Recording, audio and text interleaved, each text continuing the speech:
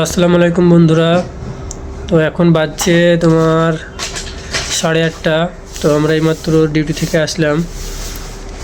এখনও গা ধুইনি, কিছু করিনি। তো রান্না করে নিব, তারপর গা ধোবো। তো চলো, তোমাদের যারা প্রবাসী আছে তাদের কিছু সুখের জীবন তোমাদের সামনে আমি তুলে ধরবো। তো চলো, ভিডিওটা দেখতে থাকো। কিছু প্রবাসীদের সুখের জীবন, তার মধ্যে একটা কিছু ধাপ তোমাদেরকে দেখাই। তো ওকে, চলো। তো ফাইনালি আমি কিচেন রুমে চলে এসেছি। তো এই হচ্ছে কিচেন রুম, আমাদের দূরপ্রবাসের একটা জীবনের কাহিনী। এখন 8:30 বাজে, অনেকে এখনও ডিউটি থেকে আসেনি। পুরো চুলো ভর্তি থাকে, লাইন দিয়ে মানুষ রান্না করে।